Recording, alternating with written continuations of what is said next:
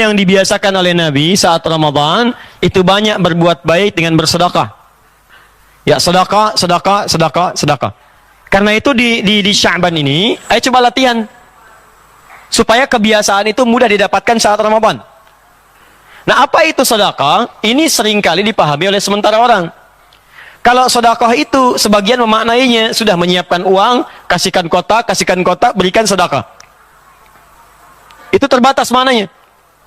Dalam bahasa fikih yang disebut dengan sedekah ini adalah kullu ma'rufin sedekah. Kullu ma'rufin sedekah. Semua perbuatan baik yang mungkin bisa kita kerjakan disebut dengan sedekah. Semua perbuatan baik. Jadi bentuknya tidak hanya lewat uang. Ada amalan fisik, itu sedekah. Maaf teman-teman, Anda keluar dari rumah, tiba-tiba ada duri. Ya, ada kulit pisang, bukan hanya duri. Ada sampah yang menghalangi jalan. Tiba-tiba Anda ambil sampah itu, Anda ambil kulit pisang itu, kemudian Anda tempatkan di tempat sampah, buang ke tempat sampah. Itu sedekah. Ada pahala di situ. Anda datang ke masjid, tiba-tiba ada kotoran di situ. Atau ada botol aqua misalnya, belum dibuang, Anda ambil. Anda simpan ke tempat, dia buang ke tempat sampah, itu sedekah. Disebut dengan sedekah jasad.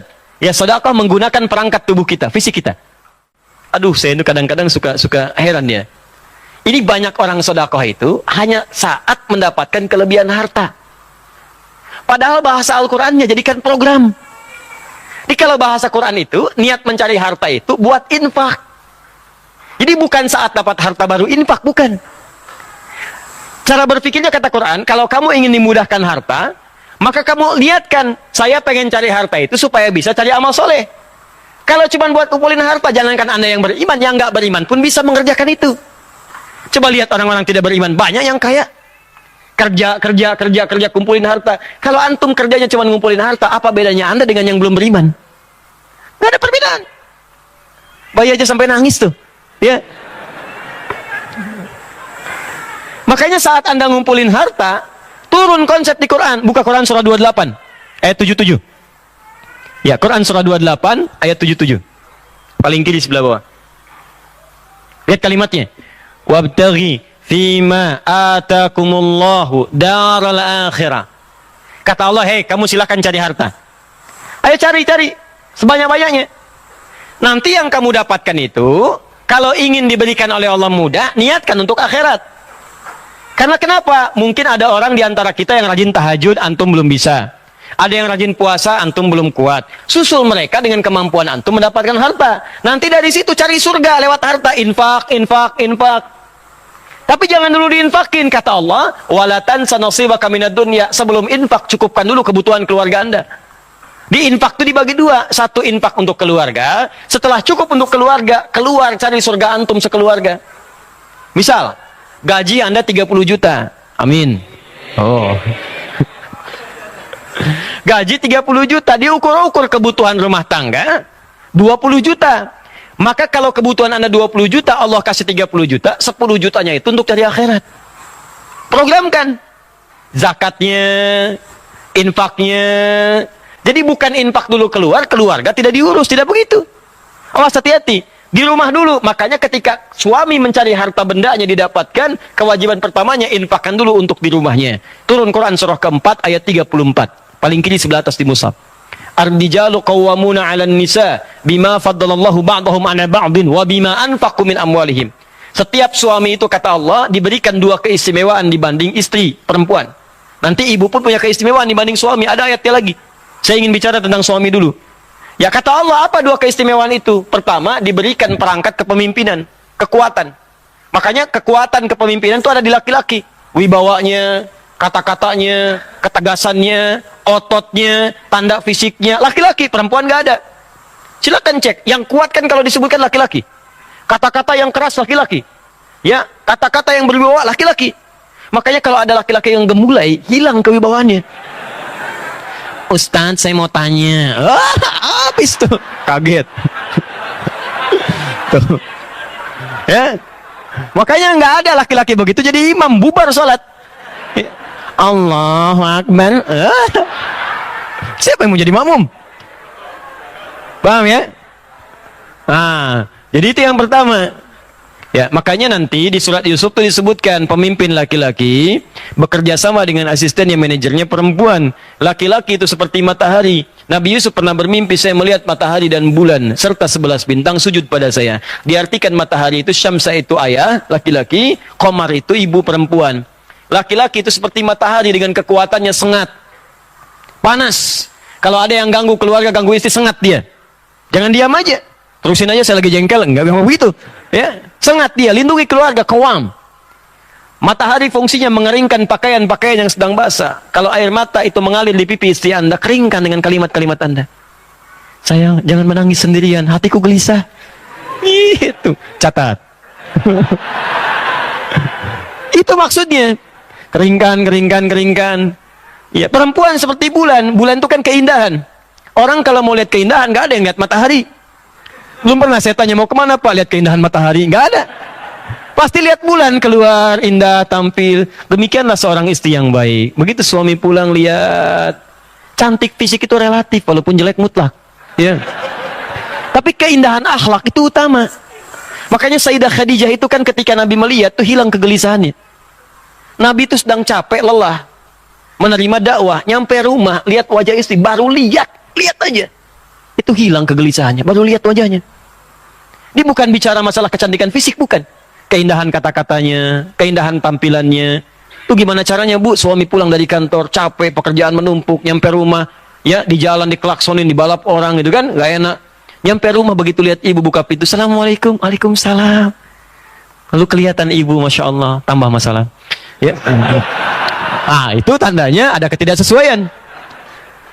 Jadi yang pertama itu, yang kedua, wabima anfaqu min amwalihim, suami itu diberikan perangkat untuk cari nafkah. Kerja Pak. Di suami itu ada. Bahkan di surat An-Nur itu kalau Anda mau keluar, rizki itu datang Pak. Ya, rizki itu tidak turun dengan amin. Amin, amin, amin. Gak turun dengan itu. Anda keluar kerja, begitu keringat Anda keluar, dapat seketika. Rizki itu dituliskan di akhirat, dituliskan di Lauh Mahfuz sudah ada. Dituliskan di langit. Ya, Quran surah ke-51 ayat 22. Paling kanan agak sedikit ke bawah. Wa fis samai rizqukum wa ma tu'adun. Di langit rizki Anda dituliskan sudah ada dan dijanjikan oleh Allah akan diberikan. Kapan itu diberikan? Kalau Anda keluar mau kerja menjemputnya. Anda keluar, baru keluar rumah tuh dituliskan.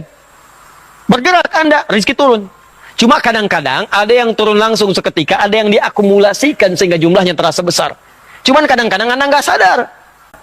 Kenapa ditunda oleh Allah? Karena Allah ingin mendengar doa Anda. Sebab kalau orang usaha belum dapat hari itu, pasti tahajudnya nambah. Baca Qurannya meningkat. Kadang-kadang dia puasa yang selama ini nggak pernah dia kerjakan. Sedangkan Allah pencemburu, apalagi bagi orang ahli dunia. Kerjakan, kerjakan, kerjakan, rezeki datang. Coba Anda lihat kalau nggak percaya. Orang modal cuma tangan aja di persimpangan jalan. Masuk 5.000. Thank you bos. Bos 5.000. 2.000 masih bapak. Ya, 10.000 dipanggil Om Anda. Ya, ada yang modal peluit, ada yang jalan, ada yang bawa barang-barang, ada yang belajar sampai tinggi sehingga dengan peningkatannya melesat. Tapi ingat baik-baik kata Allah, setelah dapat itu semua, yang harus Anda petakan, coba pelajari kebutuhan rumah tangga itu berapa. Sebulan 20 juta, gaji 30 juta pendapatannya, 30 juta, maka pahamilah kata Allah, yang 10 juta, itu bukan saya lebihkan, tapi saya berikan kepada kamu untuk cari akhirat. Cuman dititipin, belum itu diambil. Kalau Anda nggak siapkan investasi akhirat, kejadian. Kadang-kadang ada pencurian, kadang-kadang kebakaran, semua harta habis, kadang-kadang kebanjiran. Ya awas, kertasnya habis, uang kertas, banjir, basah, habis, kebakaran, hancur. Apa yang mau Anda banggakan dari situ? Nggak ada. Makanya begitu itu ada, niatkan untuk akhirat. Dan hebatnya kata Allah, begitu Anda keluarkan, ditambah bukan dikurangi. La in syakartum. Quran surah 14 ayat yang ke-7. Gimana mengeluarkannya? Ada zakat. Begitu zakat dikeluarkan, naik 10 kali lipat. Makanya keluar zakat, zakat, zakat, zakat. Makanya kata Allah, kalau ada orang lupa zakat, ingatkan dia. Kalau perlu ambil. Ya, yang berhak supaya dikeluarkan. Saking sayangnya Allah supaya nambah hartanya, bukan berkurang. Kalau nggak dikeluarkan ada ancaman, kalau dikeluarkan tambah 10 kali lipat. Di mana dalilnya Ustaz? Quran surah ke-9 ayat 103. Diberikan ke 8 golongan, Quran surah 9 ayat ke-60. Berikan ke 8 golongan. Dapat 10 pahala. Ningkat lagi hartanya. Ningkat minimal 10 kali lipat. Kalau sudah keluar zakat masih ada, infak keluarkan. Infak itu lebih dahsyat. Kalau zakat fardu memang harus keluar. Kalau infak itu sunnah. Kalau dikeluarkan pahalanya lebih daripada zakat, 700 kali lipat paling minimal. 700 kali lipat paling minimal. Dari mana dalilnya Ustaz? Quran surah kedua Al-Baqarah ayat 261. Paling kiri sebelah atas. Matalul ladzina yunfiquna amwalahum fi sabilillah kamathali habba ambatat sab'a sanabil fi kulli sumbulatin mi'atu habba wallahu yudha'ifu liman yasha wallahu wasi'un alim. Orang kalau mau infak diibaratkan kata Allah seperti menanam satu biji, tumbuh 7 tangkai. Setiap tangkai ada 100 biji baru. 1 kali 7 kali 100, 700 kali lipat paling minimal. Bahkan bisa dilipat gandakan tanpa batas sesuai keikhlasan. Makanya kadang-kadang disentuh pengajian ada kotak infak, itu bukan mobil-mobilan tuh. Lewat, bukan. Kotak infak. Ada tulisan infak. Lewat depan antum. Ada, masukin. Nggak ada, berdoa. Ya Allah, saya pengen infak bulan depan. Begitu berdoa, diniatkan itu mencari untuk infak. Makanya orang-orang beriman itu punya program infak. Sebulan punya program. Saya ini punya 30 ribu, nggak apa-apa. Bagi 30. Anda kerja nih, kelebihan 30 ribu. Bismillah, niatkan keikhlasannya. 30 ribu. 10 ribu, 10 ribu, 10 ribu. 3. 1000, 1000, 1000 setiap hari. Setiap hari infak.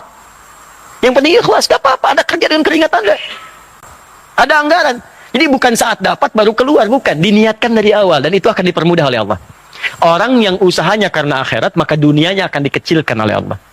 Maksudnya dimudahkan bagi dia.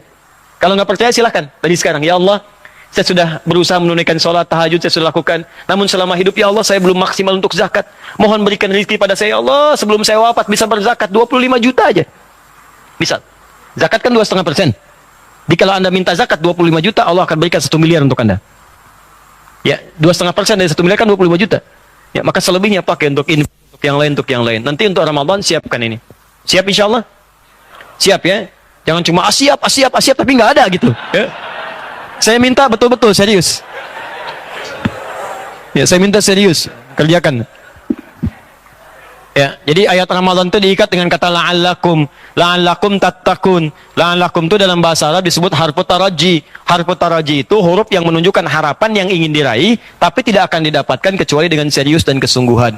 Jadi tidak semua orang puasa bisa mendapatkan takwa kecuali yang sungguh-sungguh, yang serius. Tidak semua orang sedekah dapat pahala kecuali yang serius. Kedua, siapkan agenda interaksi dengan Al-Quran. Dari sekarang latihan, supaya saat Ramadan jadi kebiasaan. Ada 3 jenis caranya. 1, memperbanyak bacaan disebut dengan qiraah namanya. Apa namanya? Qiraah. Ayo banyakin dari sekarang baca. Maaf ya, maaf. Masih bulan Sya'ban, sekarang belajar dulu baca dengan benar. Bukan memperbanyak khatamnya, yang dibaca itu benar. Bacaan benar itu yang diperbanyak. Jadi jangan sampai ngejar khatam tapi bacaan panjang pendek gak beraturan. Dalil muttaqin fi qulubihim la yukalifullah. Bukan begitu caranya. Ya, Anda belajar tajwid dulu, baca dengan baik dan benar. Setelah belajar baca baik dan benar, maka bacakanlah Quran. Saat Anda belajar itu, pahalanya 2 kali lipat dari orang yang lancar. Pahalanya 2 kali lipat dari orang yang lancar. Dalilnya At-Tirmidzi nomor hadis 2920. At-Tirmidzi nomor hadis 2920. Walladzi yatata'ta wa huwa syaqun 'alaihi falahu ajran. Orang yang belajar baca Quran sampai lancar, dimulai dengan terbata-bata, yatata'ta syaq, berat mengucapkan hurufnya, terbata-bata bacanya. Orang baca alif lam mim, dia baca alif lam mim, falahu ajran, dia mendapatkan pahala 2 kali lipat dari orang yang lancar. 2 kali lipat. Kalau gitu saya nggak lancar aja Ustadz ya, gitu. Bukan. Cara berpikirnya keliru. Maksudnya 2 kali lipat itu sekali untuk kesungguhannya belajar, sekali lagi untuk bacanya yang benar. Jadi begitu antum bacakan, kalau Anda lancar nanti, hadisnya At-Tirmidzi nomor hadis 2910. Ya, setiap hurufnya 10. Jadi kalau alif lam mim berapa huruf? 3 kali 10? 30. 30 itu bukan sekedar dibaca tapi ma'asyafaratil kiramil bararah. Lengkapi hadisnya. Ma'asyafaratil kiramil bararah. Orang yang punya kebiasaan baca Al-Quran, bacaannya sudah lancar, hobi baca Quran, maka Allah mengutus 1 malaikat khusus mendampingi dirinya. Malaikat itu disebut dengan kiramil bararah. Dia orang yang ahli Quran, rajin baca itu di sampingnya ada malaikat. Namanya safaratil kiramil bararah. Jadi malaikat yang kiramil bararah, menjaga kebaikan. Makanya nggak ada ahli Quran yang kotor. Cukup bapak ibu bawa Quran ke rumah. dan baca sekeluarga, rajin baca Quran, itu pasti perilaku keluarga itu, akhlaknya, adabnya akan berubah. Jadi orang baik, Bu, Pak. Kata-katanya baik, penglihatannya baik. Karena semua yang di Quran itu baik. Jadi kalau orang dekat dengan Quran, pasti jadi orang baik. Nah, kalau Anda biasakan sekarang, Ramadan sudah lancar. Begitu lancar Ramadan, Anda bacakan. Pahalanya berapa? Pahalanya naik. Khusus untuk Ramadan kali 10 lagi. Jadi kalau Anda sekarang baca, pahalanya 10. Ramadan baca, pahalanya 100 setiap hurufnya. 100. Ya Pak, Ibu kalau ingat bicara pahala, gini cara memahaminya. Kalau bicara pahala, ingat dosa. Gitu. Di pahala itu lawannya dosa. Amal soleh melahirkan pahala, mengangkat kita ke surga. Amal salah melahirkan dosa, menjerumuskan ke neraka. Rumus menggugurkan amal salah, perbanyak amal soleh. Sehingga pahala ini bisa menutup dosa. Itu di hadis Muslim rumusnya. Maka rumusnya kata para ulama, cari amalan yang saat dikerjakan bisa menutup dosa.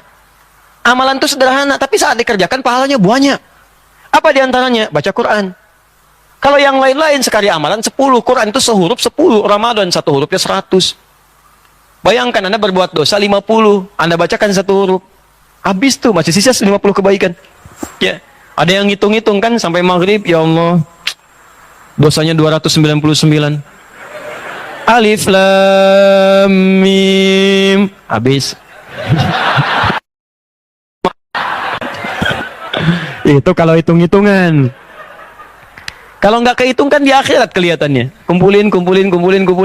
Makanya Nabi saja, Nabi kata Ibnu Abbas radhiyallahu taala anhuma dan rawi-rawi yang lain, itu setiap Ramadan minimal khatam 1 kali. Nabi kita, Nabi Anda, Nabi saya, Nabi kita semua khatam 1 kali paling minimal. Contoh sederhana, bisa beliau khatam puluhan kali, cuma untuk memberikan amalan-amalan yang mudah, gampang diikuti. Minimal adalah perbanyak bacaan kita. Ayo kumpulkan saat Ramadan. Al-Imam Asy-Syafi'i setiap hari selain Ramadan itu khatam Quran sehari sekali. Khusus untuk Ramadan sehari 2 kali khatam. 2 kali khatam. Makanya ulama-ulama dulu itu ngajarnya sebelum Ramadan 11 bulan ngajar. Ramadannya khusus untuk beramal. Nah Ustadz sekarang agak susah karena permintaannya datang saat Ramadan.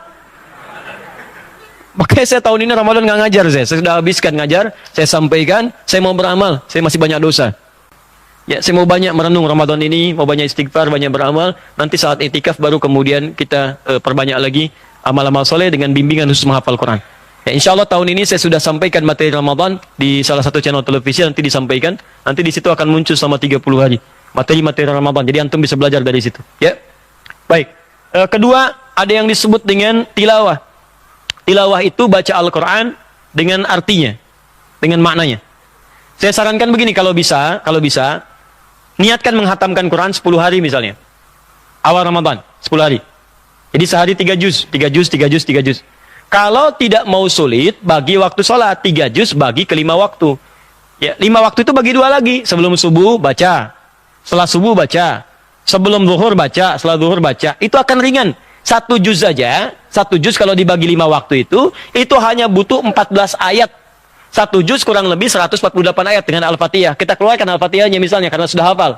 Ya, lancar, 141 ayat. Al-Baqarah 141 ayat, dibagi ke 5 waktu, subuh sampai isya, dapatnya 28 kurang lebih. 28 dibagi 2, 14 ayat, sebelum subuh 14 ayat, setelah subuh 14 ayat. 14 ayat itu teman-teman sekalian, hanya butuh waktu 5 menit. Untuk 1 juz.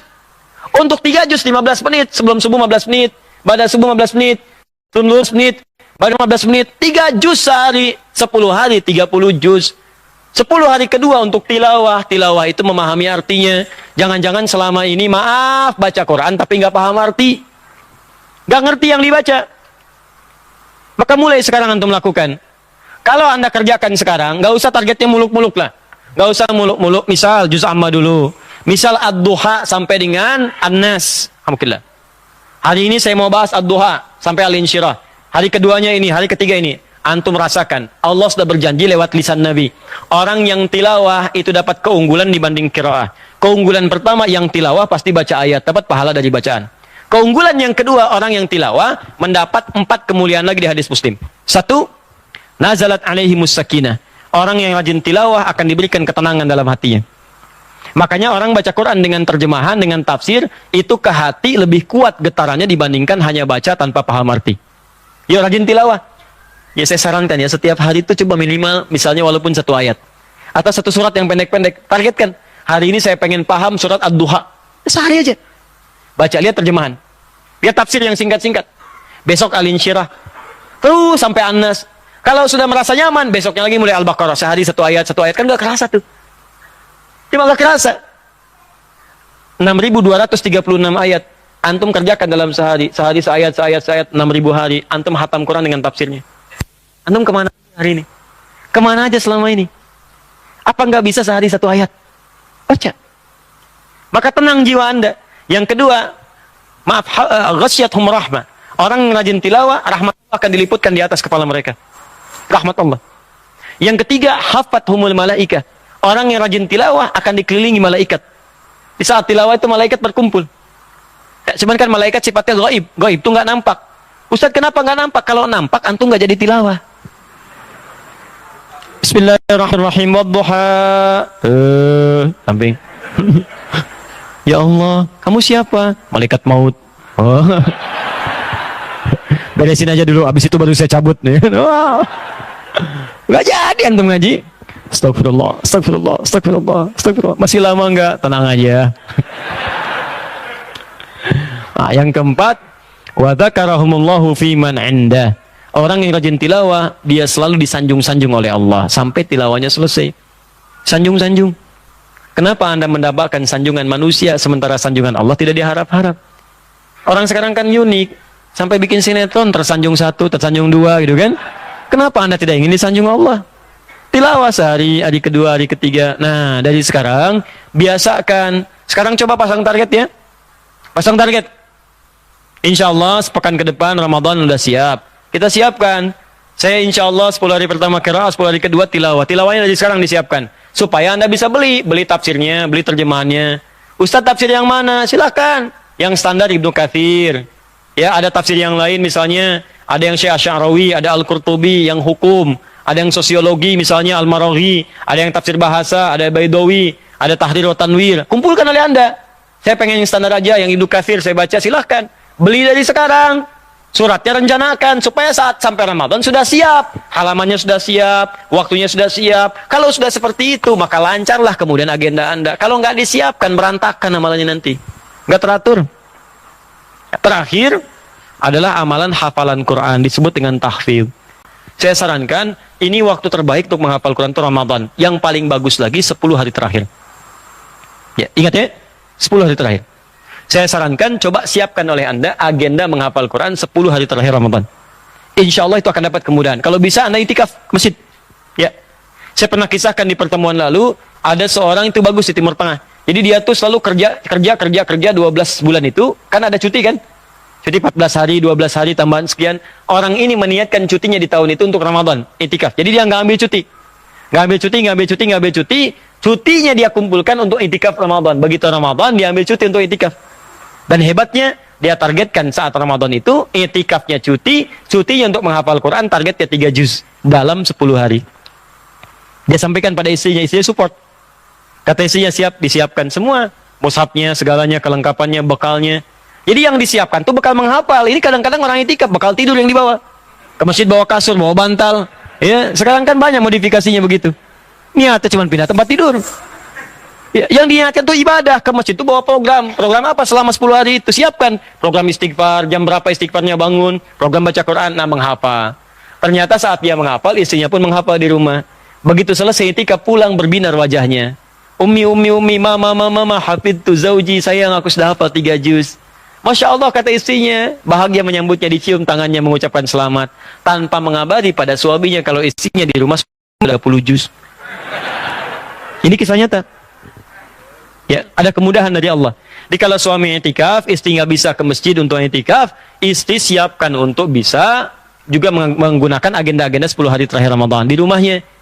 Ustaz, bolehkah itikaf sebagian? Boleh. Para ulama mengatakan boleh. Karena pernah ada seorang mengadu kepada Nabi, zaman Nabi, ya Rasulullah, saya masih ada pekerjaan, nggak bisa full ke masjid. Kata Nabi, ambil sebagiannya walaupun tak bisa seluruhnya.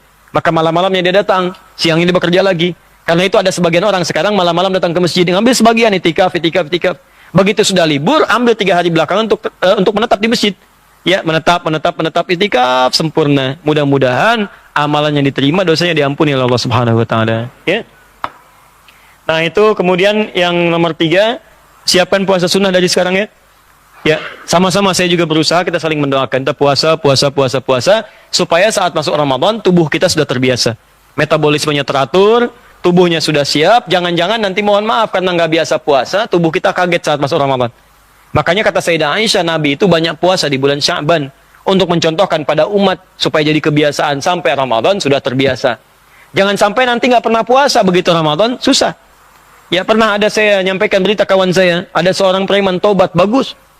Nah, tobatnya mendekati Ramadan karena nggak biasa puasa, dia puasa karena sudah tobat dia puasa.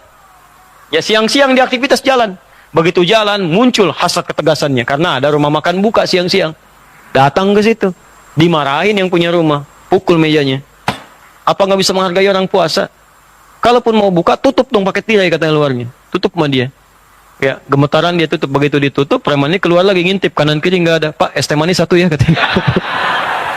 Nggak kuat dia rupanya. Ah, ini kalau nggak kebiasaannya begitu. Ya, siapkan ya.